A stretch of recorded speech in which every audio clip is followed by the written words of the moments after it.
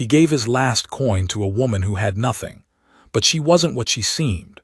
Starved, barefoot, and clutching a child, she would lead him back to the empire that had ruined them both. The baby wasn't crying anymore. That's what made it worse. The whimpers had faded hours ago. Now the bundle in her arms was nothing but weight and worry, and the wind was no gentler than it had been at dawn. The woman looked half dead already when Cal Rourke spotted her near the pump station west of Banyan Ridge. Barefoot, bleeding through the hem of her dress, cheeks hollow and eyes lost to some place far past hunger. She held the child close against her ribs, as if it were the only thing keeping her heart beating. Cal didn't ask questions. He never had the luxury of them. He reached into his pocket. Nothing there but a silver dollar, dented, still warm from his palm. His last. He pressed it into her hand. The woman blinked at it, blinked at him, didn't speak, just stared like she hadn't seen kindness in years and wasn't sure what shape it was supposed to take. Her lips moved, but no sound came.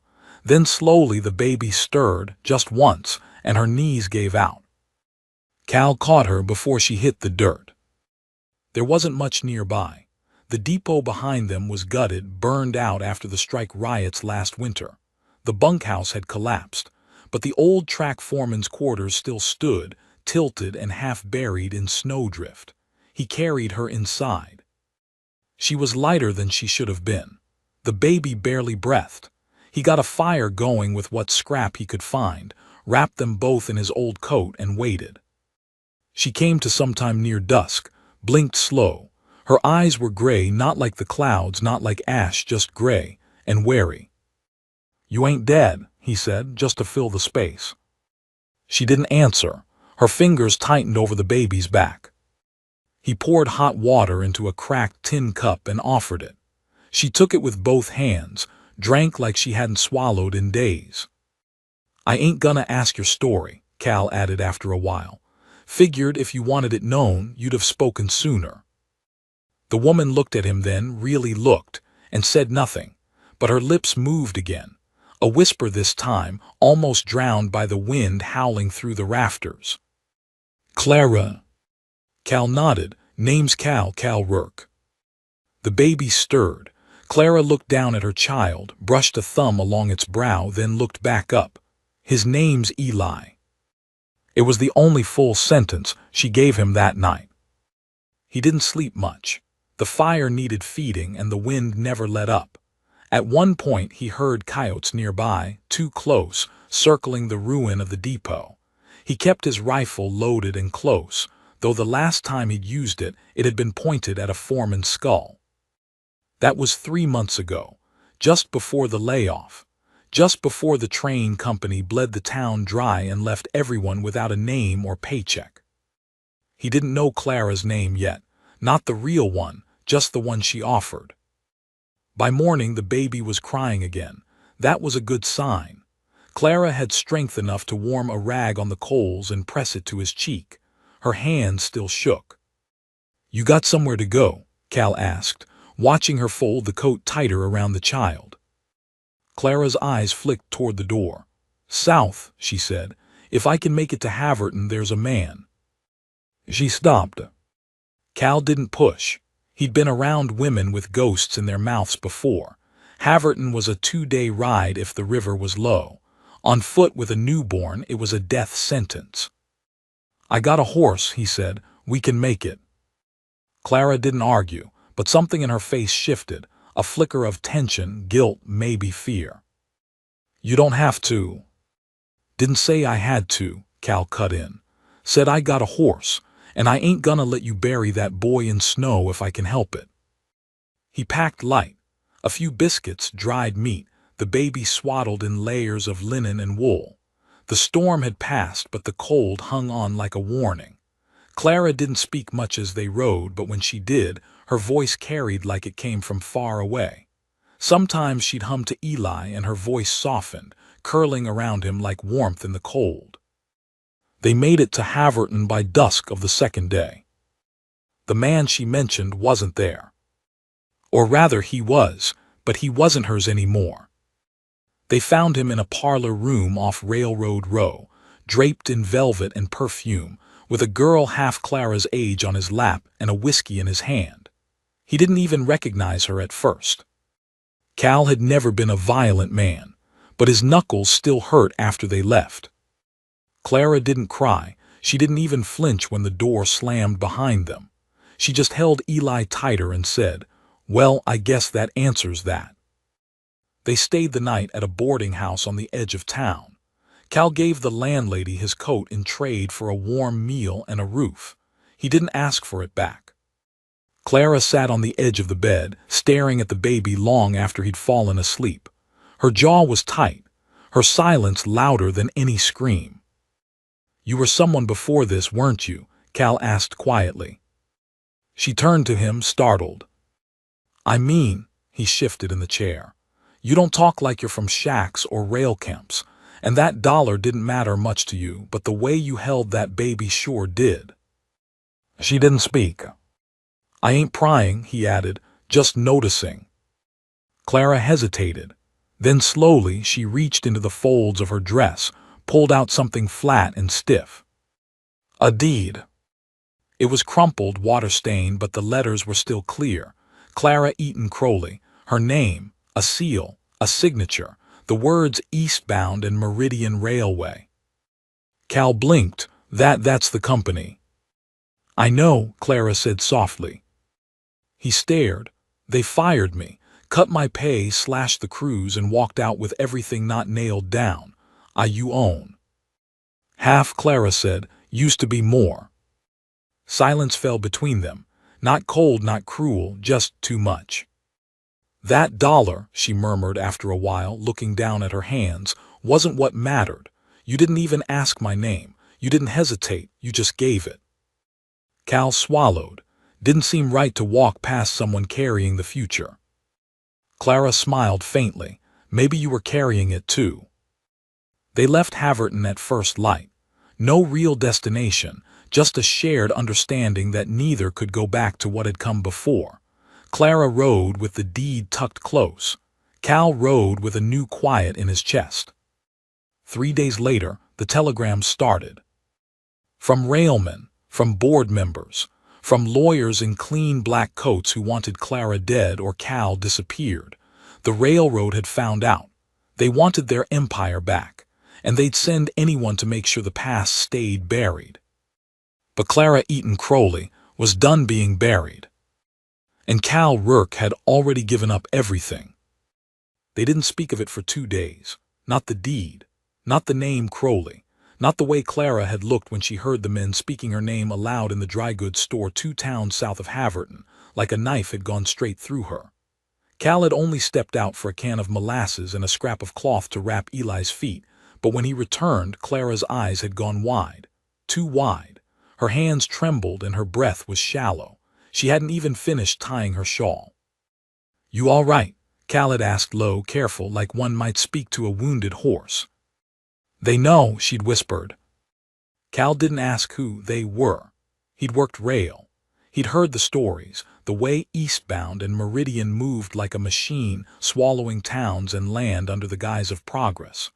How the board would rather burn property than cede it to anyone without their blessing.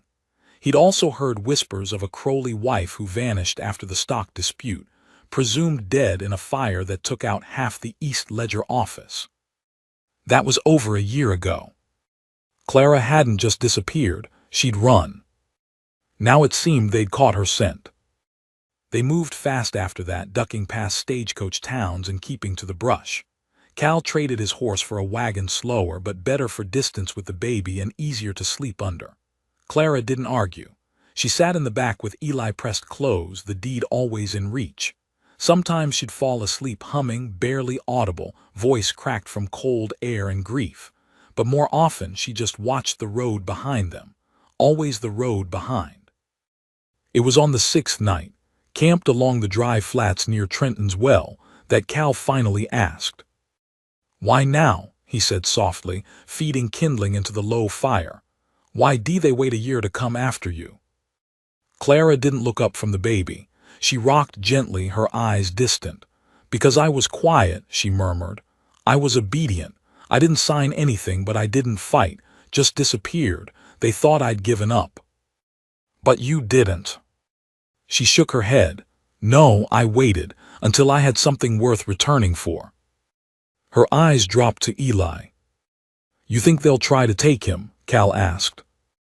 Clara's voice was dry. They won't try. Cal looked into the fire a long while, jaw tight. Next morning they found the tracks.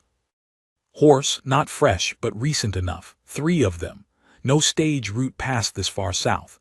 No ranches, no farms, just desert, stone, and the ruins of 2 failed mining towns. Whoever it was, they were following. Cal didn't say it aloud, but Clara saw the same thing he did.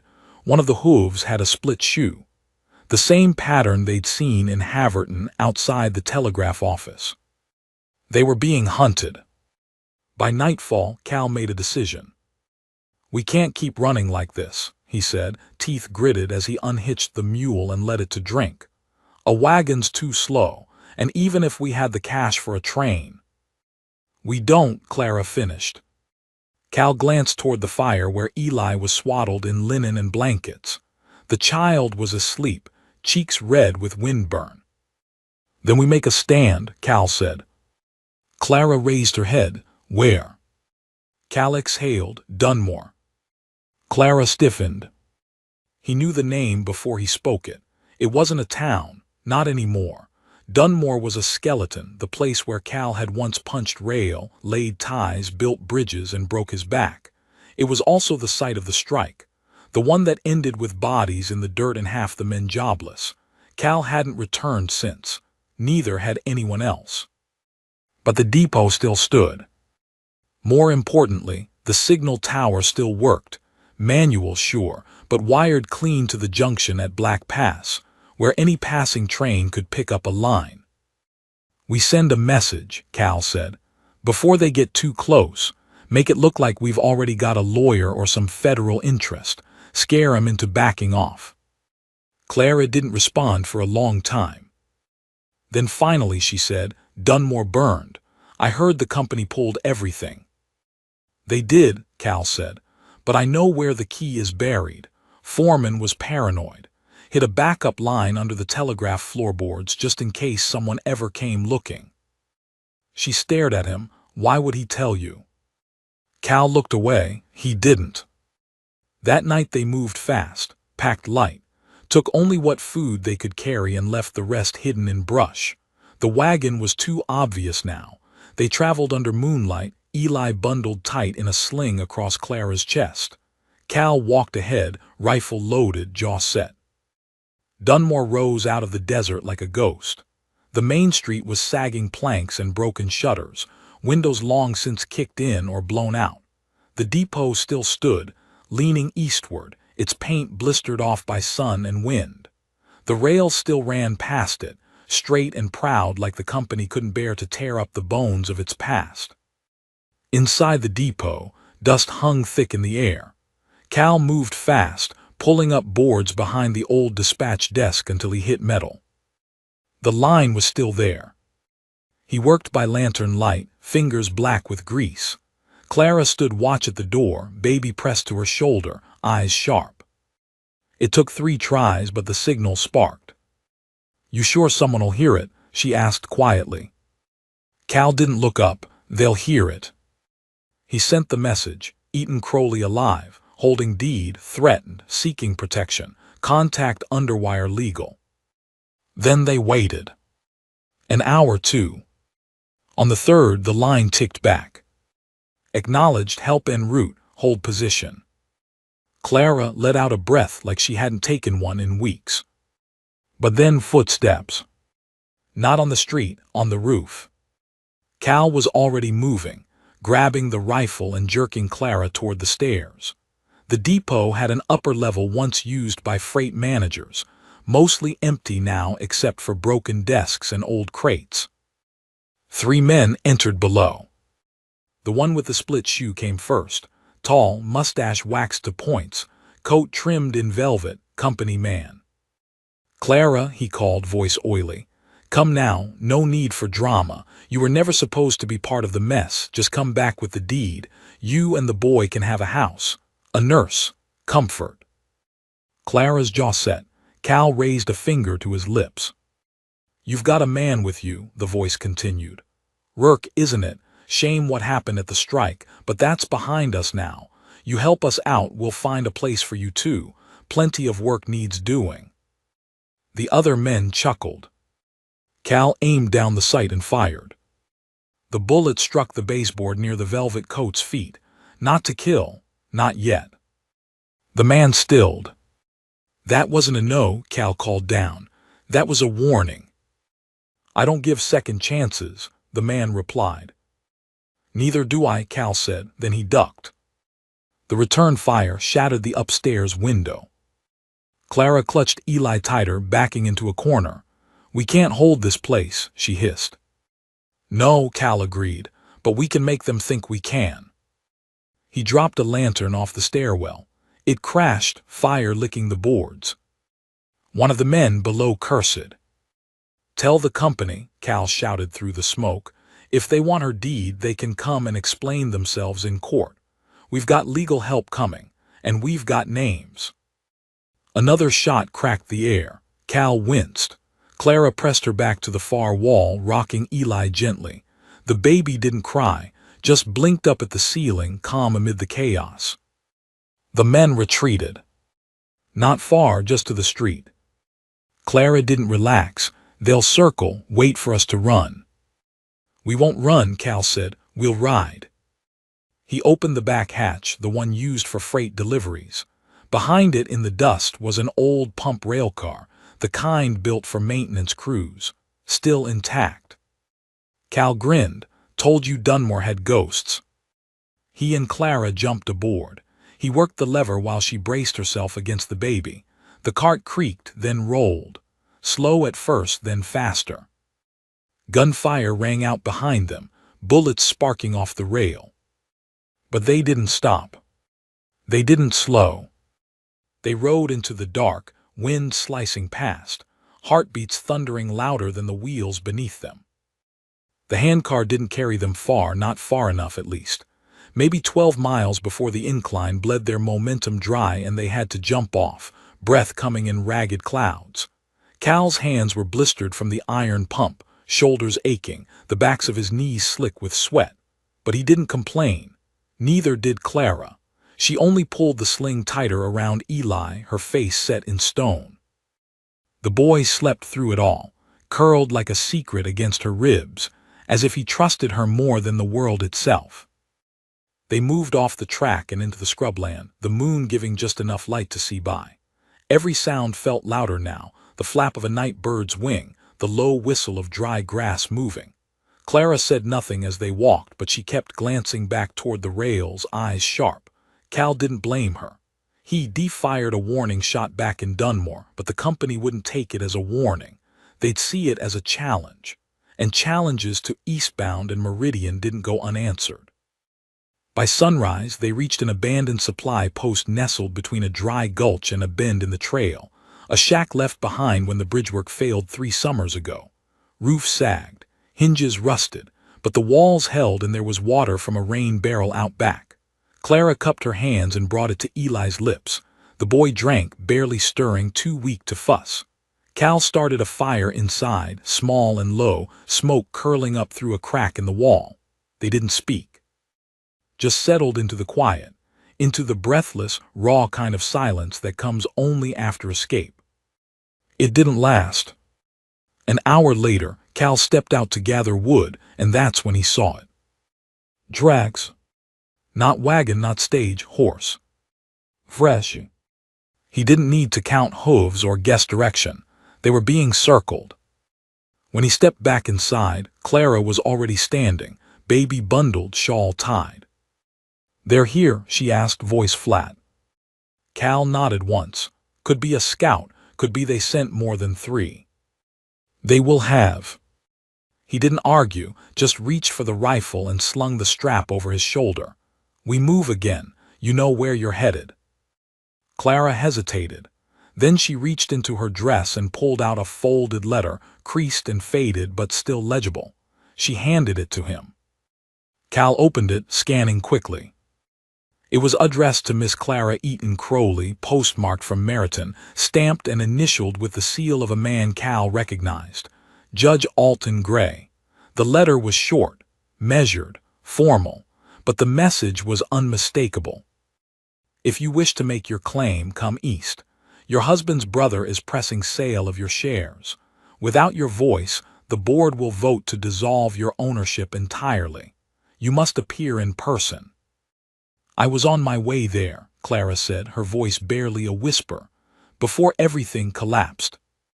Cal folded the letter. That's 5 days east. Clara nodded. I can get you there, he said. She didn't thank him, not aloud, but she met his eyes and something passed between them, an understanding forged from fire and blood and dust. They moved fast after that, keeping to the ravines and brushland, sleeping in shifts. Clara took Eli's feedings, Cal kept watch. On the second night they found a burned-out church with half a roof and stained glass shards still lodged in the dirt. They stayed there, safe enough for a time. That night, as they sat by a flickering stump of candle wax, Clara finally spoke more than a few sentences. Her voice was low, measured, steady, but there was thunder beneath every word. I didn't marry into the Crowleys for money, she said. Didn't even know who he was at first. I was working at a boarding school, taught reading, penmanship, French, though I was never fluent. He came in once, said he was lost, said he was looking for something different than what his family expected. She paused, eyes fixed on the candle's flame. He lied. Cal didn't interrupt. Turned out he needed a wife, someone presentable, quiet, pretty maybe. I fit the role well enough. The vows were signed before I even realized what I'd traded for them. What happened? Cal asked softly. Clara's jaw tightened.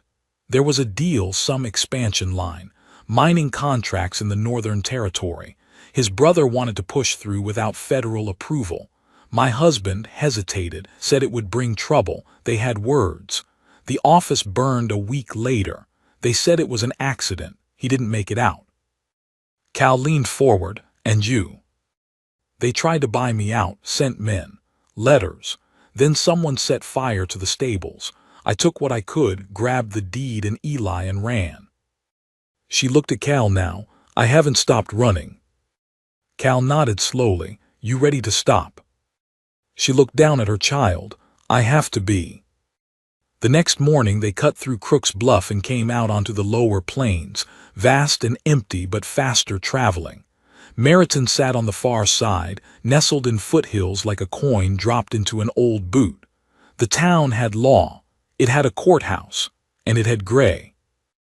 They reached it late on the third day.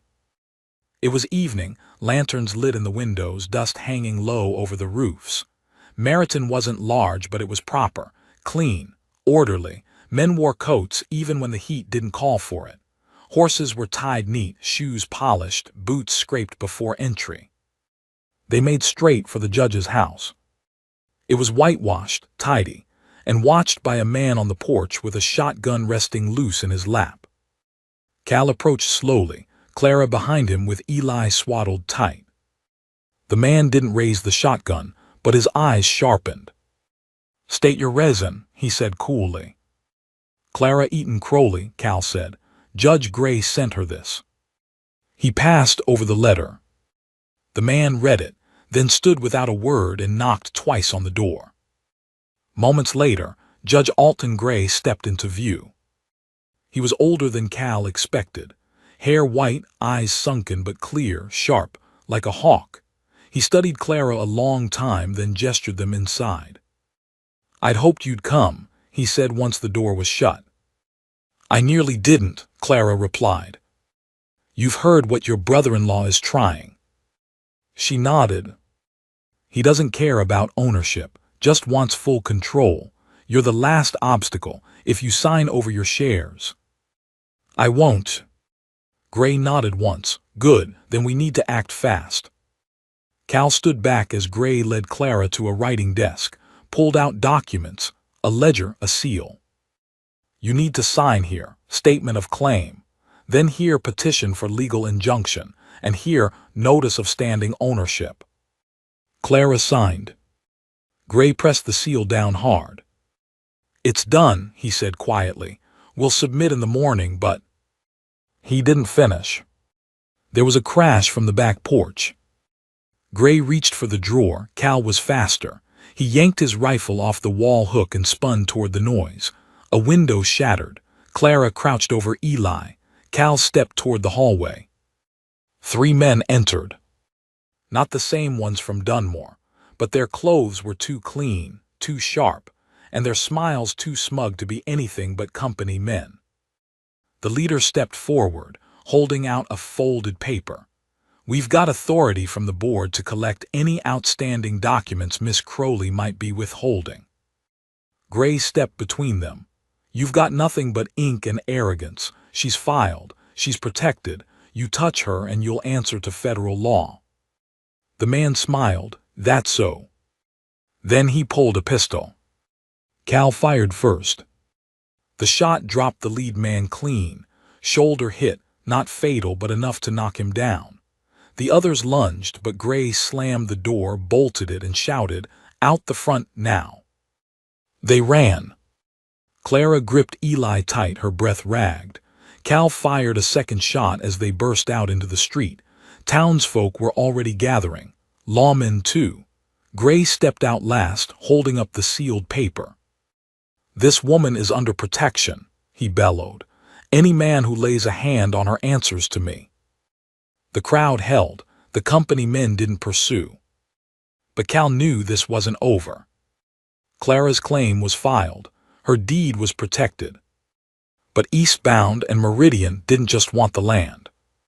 They wanted her silent. And they'd never stop hunting a woman who knew the truth. They couldn't stay in Meriton, not after what happened. The law stood with Clara for now, but Cal saw the cracks already forming. Townsfolk muttered as they passed, whispering about danger, company men ruin. The sheriff had been polite but brief, warning Judge Gray that Miss Crowley's presence may draw consequences the town isn't prepared to shoulder. In other words, get her out. Do it soon. The judge didn't argue. He only told Clara in his usual dry voice that she should lie low for a while, someplace quiet, someplace where the company wouldn't look too soon. They rode out at dusk. No fanfare, no goodbyes, just packed saddlebags, the baby wrapped tight against Clara's chest, and the slow, steady clop of horses through Meriton's back alleys. Gray provided the mounts, old, dependable animals already saddled. He didn't ask for thanks. "You'll want to ride north," he said, slipping a folded note into Clara's hand. "There's an old friend in a pass outside Ridge Rock, Abner Thorne, retired conductor. Doesn't trust anyone, but he owes me twice over." Cal studied the note. It included directions, rough but legible. "You think he'll help us?" Clara asked. Gray's mouth twitched into a ghost of a smile. "Abner doesn't like the company. That's all you need to know." They made camp in the hills that night. No fire, just cold beans and dry bread eaten under a waxy moon. Cal barely slept. His shoulder ached from the recoil of his last shot, and his ears kept straining for hoofbeats that never came. Clara sat awake, humming again, soft and broken, not for Eli this time, but for herself, for whatever strength she still needed to summon. The child was fussy, teething maybe. He gnawed at Clara's finger and whimpered through half the night, until at last Cal took him, bouncing him gently across his knee, telling some nonsense story about gold miners and dancing mules. Eli watched him with round eyes, slowly drifting off. Clara didn't say anything, but when Cal handed him back, her hands lingered just a second longer than they needed to. By the second day, they hit snow. High country rolled in quick. Trees lost their leaves. The wind picked up sharp and bitter. Cal offered Clara his coat. She refused it at first, but after an hour of hard riding, she gave in. It hung heavy on her shoulders, too long, but it shielded Eli from the worst of the cold. Cal rode without it, jaw clenched, breath smoking.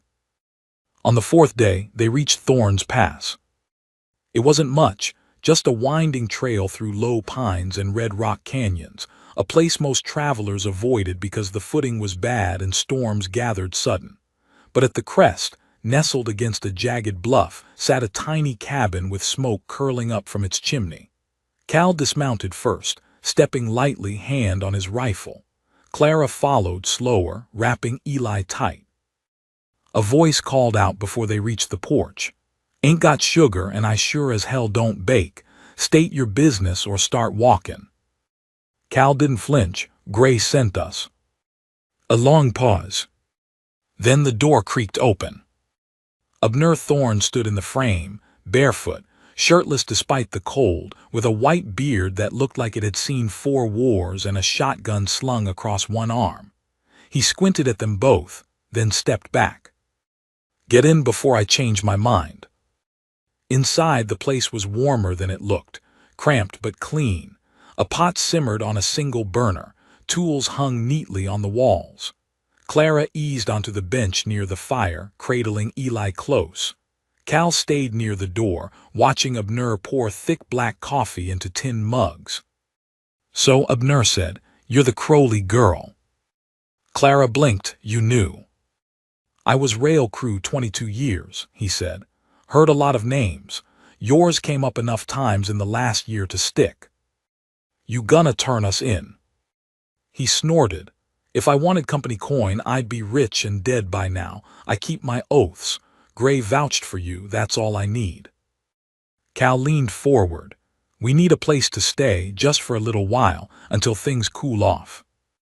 Abner raised an eyebrow. "You think they're gonna cool off?" Clara met his eyes. "I think I've got enough truth to make them hesitate." Abner sat slowly, nodding. "Then you'll stay, but I've got rules. I don't want noise. I don't want strangers. And if you bring heat to this door, I'll give you a head start, but only a short one." They stayed 2 weeks. It wasn't rest, not exactly, but it was close. Clara slept in longer stretches. Eli grew stronger, his cries louder, his eyes sharper. Cal repaired the shed out back, cut wood, dug a new trench to redirect runoff before spring. Abner didn't say much, but he seemed to appreciate the help. He and Cal played cards most nights, sipping from a jug of something bitter and dark. Clara spent hours each day writing, letters, records, statements, preparing. "Proof," she told Cal one evening. "If they come again, I want it in writing. I want it documented." "What happens after?" he asked. Clara stared into the fire. "I take it public. Let the world see what they've buried." Cal nodded. But they both knew that wouldn't be easy. It happened on the 16th day. Snow had started again. Cal was chopping wood when the sound of hoofbeats echoed up from the pass, slow, careful, deliberate. Not a traveler. Not lost. A scout. Cal dropped the axe and ran. Abner was already moving, unhooking the shotgun, tossing Cal a sidearm. Clara grabbed the baby and ducked into the storage root cellar below the cabin. It was shallow and damp, barely large enough to crouch in, but it would keep her hidden. The rider appeared a few minutes later. He wasn't company, not in uniform anyway. Just a man in a brown coat and black gloves, face unshaven, eyes like cold steel. He didn't dismount, just sat his horse at the edge of the clearing, watching the cabin like he'd been there before. Abner stepped out first. "Private property," he barked. "Keep moving." The man didn't answer. Cal stepped up beside Abner, hand resting on the gun tucked at his side. "You deaf friend," Abner growled. "You've got 10 seconds.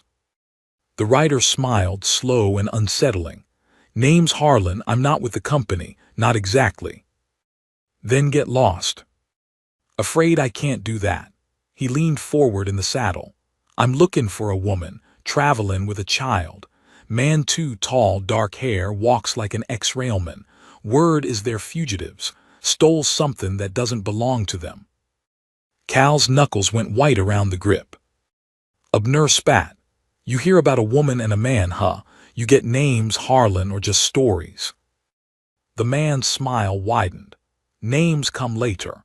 but I know she's worth enough to make a few enemies disappear, and friends too if they get in the way. Abner didn't blink.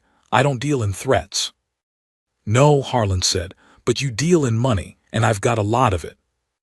Abner fired. The blast blew a hole in the snow beside the horse's hooves. The animal reared. Harlan held tight but didn't flinch. Instead, he tilted his head. That your answer? Abner pumped the shotgun again. That's your warning. Harlan nodded, reins pulling tight. All right, but I'll be back, and next time I won't be alone. He turned the horse and rode off. When the sound faded, Cal let out a breath. He's not bluffing. No, Abner agreed. He's a contractor, bounty type, works outside the law. Then we've got to leave. Abner looked at him. Where will you go? Clara stepped out from the root cellar, face pale but calm. Meriton has my claim, she said, but if I'm going to make it count, I have to speak it myself, publicly. Cal shook his head. That's suicide, they'll be waiting. I don't mean in court, Clara said. I mean the press, the Herald office in Sutton's Cross. It runs national. If I give them everything, letters, deeds, names, they won't be able to bury it. Abner looked doubtful. You think the papers will run a story against Eastbound and Meridian? I don't think, Clara said. I know. There was steel in her now, fire too. Cal watched her, and for a moment he forgot she'd ever been anything but this, sharp, driven, unflinching. She wasn't just surviving anymore. She was fighting. And so was he. We'll go at night, Cal said. Switch trails, double back twice, ride light. Abner handed him a satchel. There's a map inside, use it. You're not coming? Clara asked. Abner smiled faintly. I've outlived 3 wars, 2 wives, and half a liver. I ain't starting a new life now, but I'll stall whoever comes next. Clara stepped forward and gripped his hand. Thank you. He didn't reply, just gave her a nod and turned back toward the cabin. As they rode out into the snow, the baby sleeping again against Clara's chest, Cal glanced back only once. The smoke still curled from Abner's chimney. But by the time morning came, that smoke would be gone. And everything would burn. They kept to the narrow trails that forked east through the low country, paths that didn't show up on most maps, except for the kind carved by mule hooves and worn soles. Clara clung tight to Eli, riding with her head low, her body curled protectively over the baby as the wind picked up again. Cal rode ahead, rifle always within reach, his eyes flicking constantly from brush to ridgeline, every broken twig or shift in bird call setting his nerves on edge. He didn't say it out loud, but he knew they were being followed again. Too many signs. Too many moments when the forest went quiet all at once, the kind of silence that comes before trouble. They didn't speak much. There wasn't time, and the fear between them didn't need words anymore. It sat in their bones, pressed behind their eyes, drove every decision. Sutton's Cross lay 3 days out, nestled between the Blackstone Hills and the braided edge of the Sable River. It wasn't just a town. It was a rail hub, a printing post, and the eastern mouth of every shipment E&M still ran into the northern half of the country. Getting there unnoticed would be hard. Staying long enough to speak to the Herald harder. By the second night, Clara was shivering hard. She didn't say anything about it, not even when her hands began to tremble so bad she couldn't hold a cup of water. But Cal noticed. He saw the blue under her fingernails, the way she shifted Eli from one arm to the other, slower each time. They made camp in a hollow behind a limestone wall, low and tight, and Cal built a fire despite the risk. You should rest, he said, as he spread one of Abner's wool blankets over her shoulders. I can't, she whispered. He wakes every hour, needs to feed. I'll take him, Cal offered, already reaching out. He hesitated just a second, but then let go.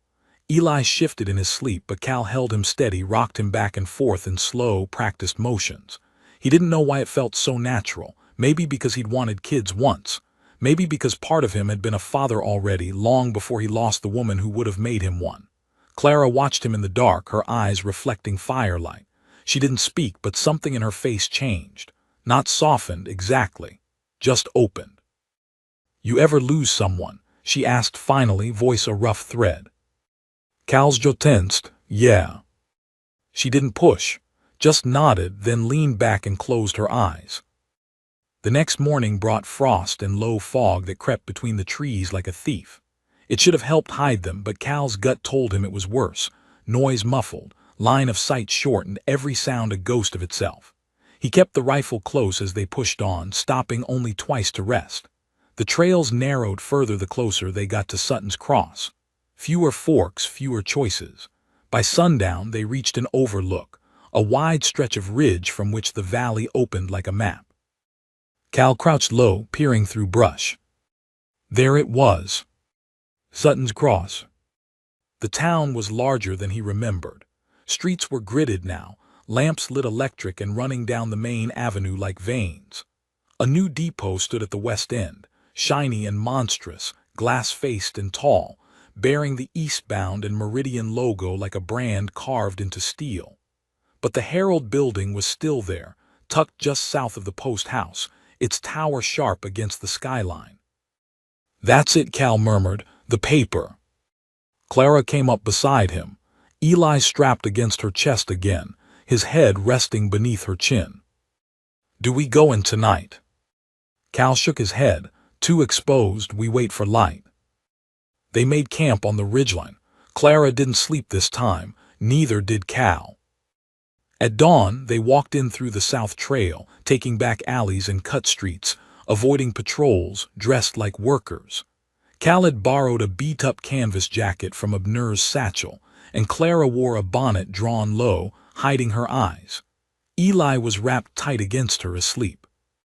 They reached the Herald office just past noon. The front clerk looked up without interest, but when Clara gave her name and handed over the packet Gray had sealed, copies of the deeds, letters from her husband, the judge's affidavit, the woman's face changed. "I'll get the editor," she said quietly. 10 minutes later, they sat across from Henry Lowell, a wiry man with wire-frame glasses and a twitch in his right eye. He read every page without speaking, flipping slowly, his eyes darkening as the story took shape. "You understand what this is?" he asked. Clara nodded. "Proof."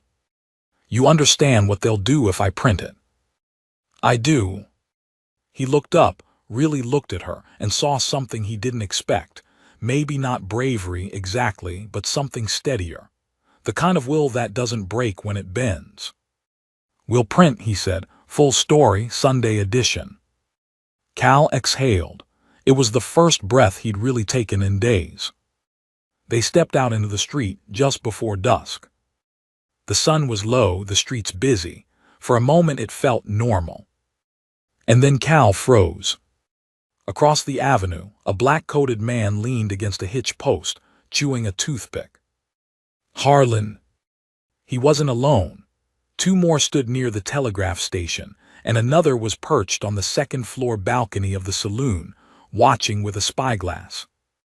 They'd been followed again. Clara saw them too, her body tensed. She didn't speak, didn't panic. Just stepped behind Cal slightly, shifting Eli so he was better shielded. "What now?" she asked. "We don't run," Cal said, his voice tight. "We already handed over the story. They shoot us now, it'll make front page. Unless they're planning something quieter." Cal cursed under his breath. He looked toward the stables. They wouldn't make it out on foot, and even if they reached horses, they'd be cut off on the roads. But there was one place no one would expect them to go. He glanced toward the depot. "They won't watch the trains," he said. Clara blinked. "The ones the company owns." "Exactly." He grabbed her hand and pulled her toward the station, cutting through crowds, weaving between carriages and open markets. Harlan spotted them, shouted something. The other men began to follow. They reached the depot just as a train started boarding. Destination: St. Belden Junction South. Cal bought 2 tickets from a half-asleep clerk who barely glanced at them, then pushed Clara up the steps and into the last car. They slid into the far seat, tucked behind luggage and curtains. Harlan reached the platform seconds later. He scanned the crowd, jaw clenched, fingers twitching near the gun on his hip. But he didn't see them. Not yet. The train whistle blew. The wheels screamed. And they were gone. Sutton's Cross shrank behind them as the train picked up speed, tearing eastward through the low hills. Cal didn't speak, just watched the land blur past, his jaw still set tight. Clara unwrapped Eli and held him close, whispering to soothe him. "You think they'll follow?" she asked. "They will," Cal said, "but we've got time." They reached St. Belden by morning. A quiet town, nothing fancy, just mills, a schoolhouse, and 2 general stores. But it had one thing Cal needed, a name, someone he hadn't thought about in years. Marcus Cade. Old railroad man. Fired when the unions tried to strike and blacklisted after a fire that killed 2 men and left his hand half torn. He ran a workshop now. Trains still, but private ones, freight, haulage, mining crews. Cal found him outside the yard, sleeves rolled to his elbows, cigarette in his mouth, and a wrench in his good hand. Cade looked up, squinted. "Well, I'll be damned," he muttered. "Cal Vincent." Cal grinned, still ugly. Cade laughed, still breathing. "Come here, you bastard." They embraced, rough and loud. Clara stood back, uncertain. Cade noticed. "This her?" he asked. Cal nodded. "Clara Crowley and Eli." Cade raised an eyebrow. "The widow with the railroad shares." "Half the railroad." Cade let out a long whistle. "You got my attention."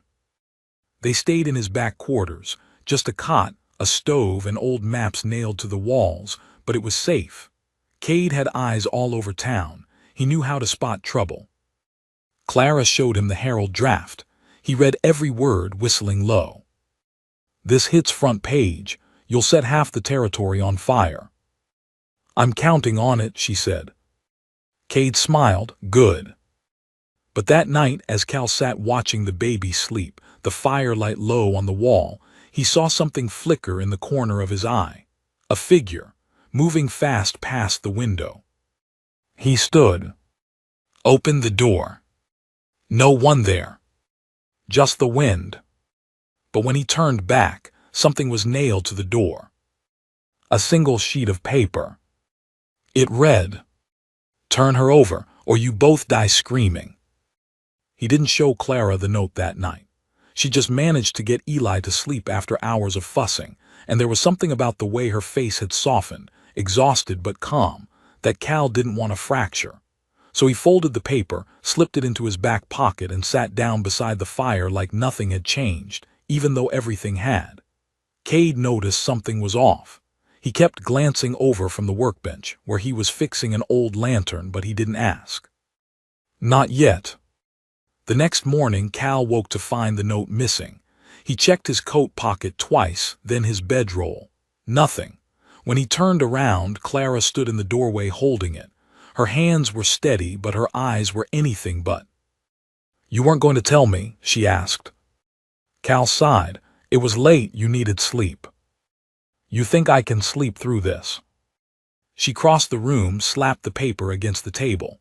The words stared up at them like teeth. "Turn her over, or you both die screaming." Cade glanced between them, jaw tightening. They're getting desperate. If they're sending threats, it means they're losing control of the story. "Or it means they know exactly where we are," Cal muttered. He paced, hands braced on his hips. He hated this waiting, hiding. Every hour they spent behind another borrowed door made him feel more like prey. But they couldn't run forever. The article was due to print in 3 days. If they made it until then, if the paper ran the story, the world would know what Clara had been fighting to reveal. And once it was public, killing them wouldn't be quiet anymore. "They're closing in," Clara whispered. "I can feel it." Cal looked at her. She wasn't panicking. That was the strange part. She looked resolved, like something inside her had finished breaking and all that was left now was forward. We need a decoy, Cade said suddenly. Someone to draw them out, a trail. Cal frowned. Who? I've got a kid who runs errands for the yard. Skinny, fast, looks like you from a distance if you don't look close. No, Cal said immediately. But Clara interrupted him. We'll pay him. Cade shook his head. He won't take money. He'll do it because I ask him. I don't like using a child. He's 16, Cade cut in, and he's had 3 stepfathers try to kill him. He can handle himself.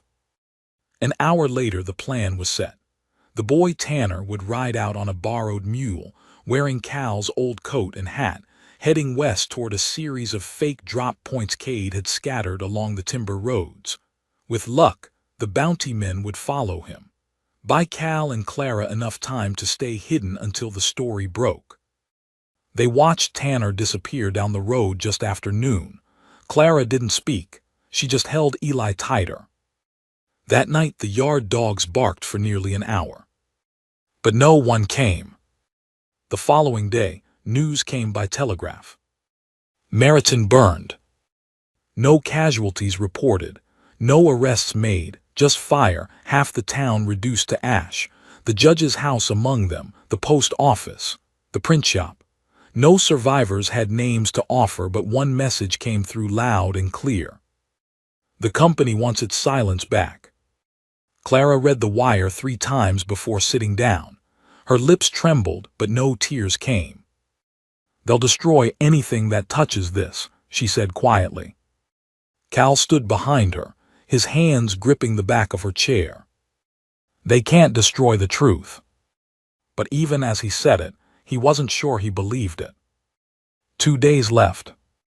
The printing press in Sutton's Cross was preparing layout.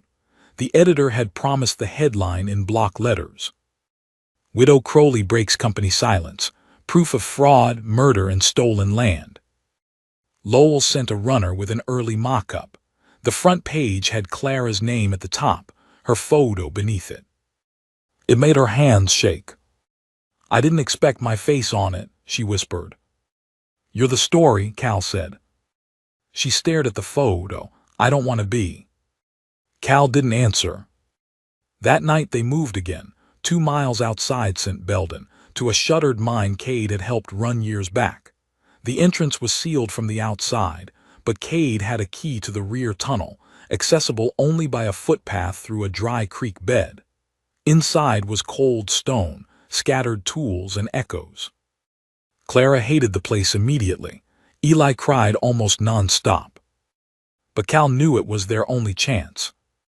Late into the night, they sat by a makeshift fire, wrapped in coats and silence. He won't have a real life, will he? Clara asked. Cal looked up. Who? Eli. He's going to grow up with this story, with these enemies, always looking over his shoulder. Maybe, Cal admitted, but he'll know the truth. He'll know what you did. That doesn't feel like enough. Cal stood, crossed to where she sat. He'll know you fought. When the world told you to crawl, you stood. She looked at him. And you? Cal hesitated. I'm still standing. She nodded, for now. And then came the echo. Boots. Somewhere above the mine. 1 set, then 2, then more. Cal grabbed his rifle. Go now, back tunnel. Clara clutched Eli to her chest and moved fast, heart pounding. Cal followed, covering the entrance as the boots drew closer. Then a voice, smooth, mocking. Vincent, you in there. Harlan. Cal didn't answer, just back toward the tunnel. We don't need the woman anymore, Harlan called. We've got the paper. Clara froze. They intercepted it. No, Cal said. They saw the preview. They're panicking. A gunshot cracked outside, echoed through the mine, then another. The entrance lit with fire torches. They're going to burn us out, Clara whispered. No, Cal said. They think we're desperate. We'll show them we're not. They ran. Through the back tunnel, across the dry creek, up into the woods. Cal knew the land. He'd worked a track crew here when he was barely 20. There was a maintenance cabin 3 ridges north, if they made it there. A shot rang out, then another. One punched into a tree, inches from Clara's head. "Run," Cal shouted. She didn't look back, just ran, clutching Eli, legs burning, lungs splitting. Cal followed, firing once, twice, sending bark and snow flying to force pursuit back. They reached the cabin at dawn. Collapsed inside. Clara sobbed without sound, curled around Eli. Cal dropped his rifle, his shoulder torn, bleeding. But they were alive. For now. Cade arrived 2 hours later, riding hard. "They didn't get it," he said, breathless. "The Herald printed early, it's out, already hit 2 counties. Clara covered her mouth. "You did it," Cal said. "It's out there now." But Cade wasn't smiling. "They're still coming." The story had broken. Clara's name now whispered through the territory like a storm front, her face printed on the front page of every honest rag between the cross and the divide. It was real, tangible. In saloons, her signature on those deeds became legend. In courtrooms, the copies her husband had buried were being held up by nervous lawyers afraid of what might come next. And still, none of it made her feel safe. Not when Cal's arm hung limp from the wound, and he flinched every time someone stepped too hard on a porch board. Not when Eli cried harder in his sleep now, sensing something even Clara couldn't shield him from.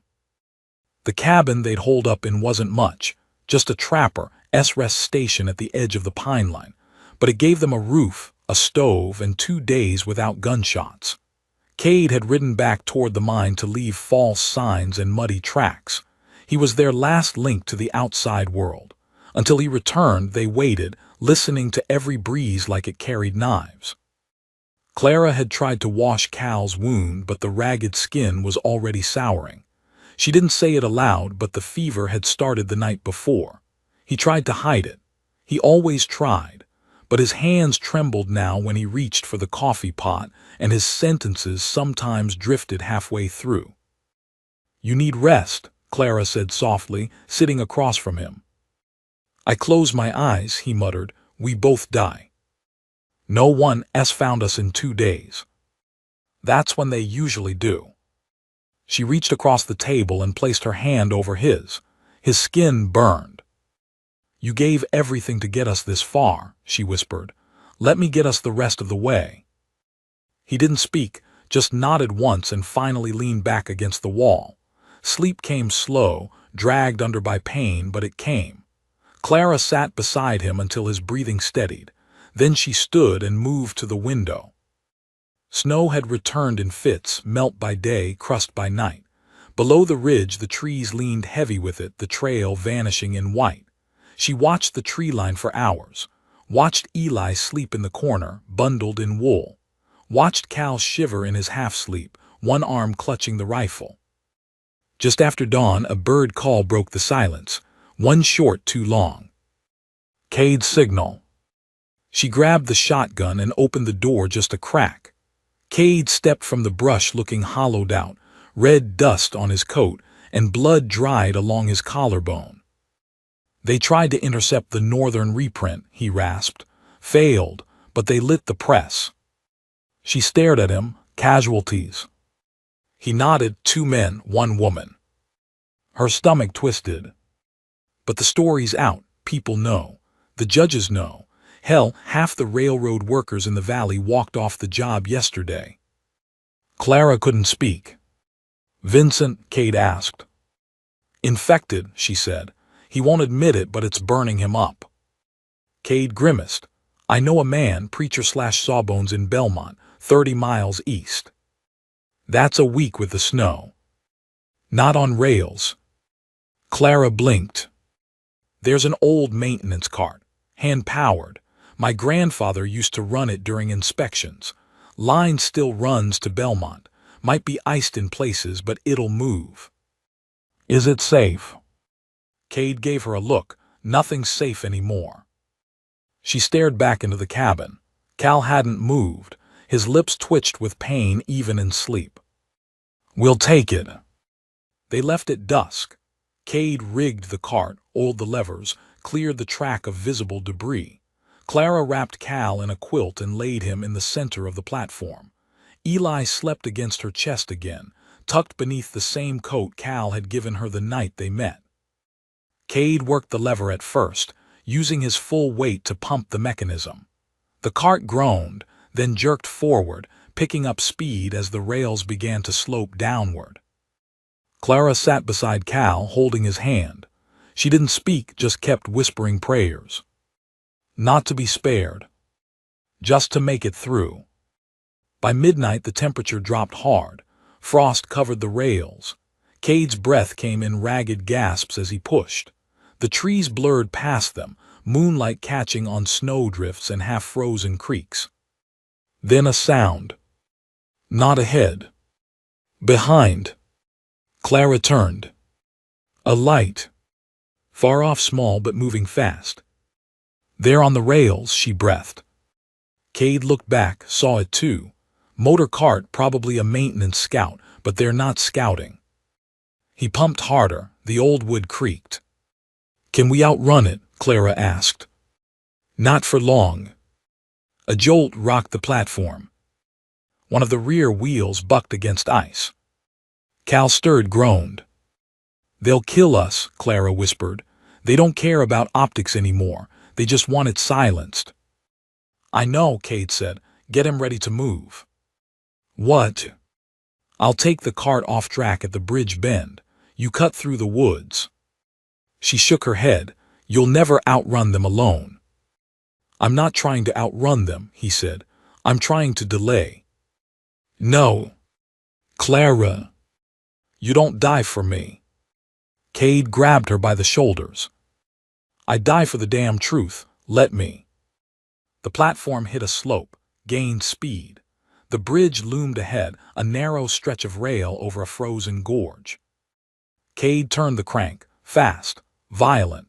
He aimed the cart toward a split rail, one used for side inspections, meant to veer from the bridge. "Now," he shouted. Clara grabbed Cal, slung Eli across her back, and jumped.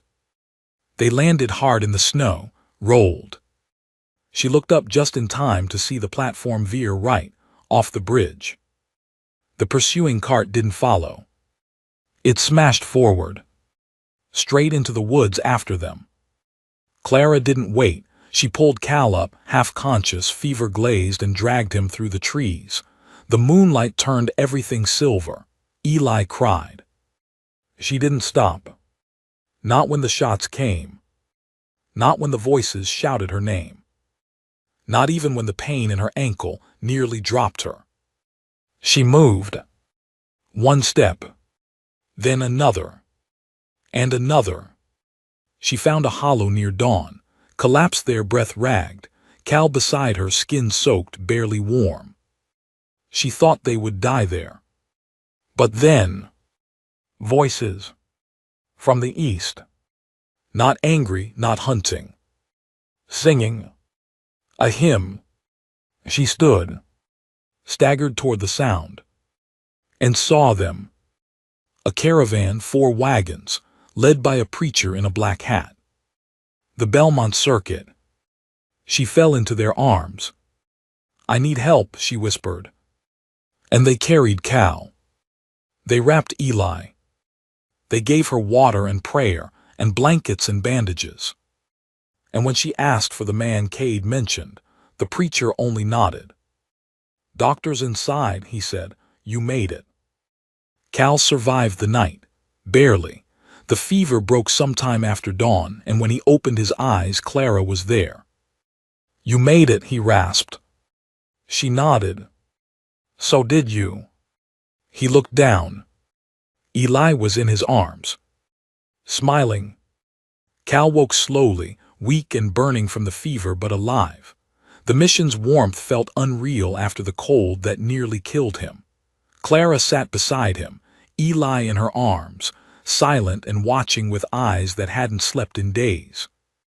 "You made it," she whispered. "So did you," he murmured.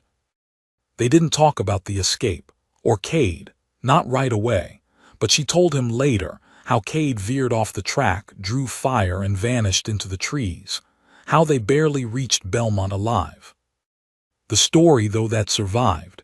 The article spread faster than fire ever had. Workers walked off rails. Judges froze contracts.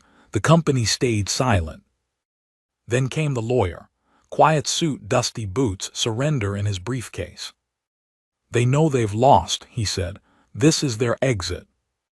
Clara signed. She didn't want revenge, just the truth preserved. They stayed in Belmont. Cal healed slow. Clara planned a school, a station, a place where no one would be silenced again.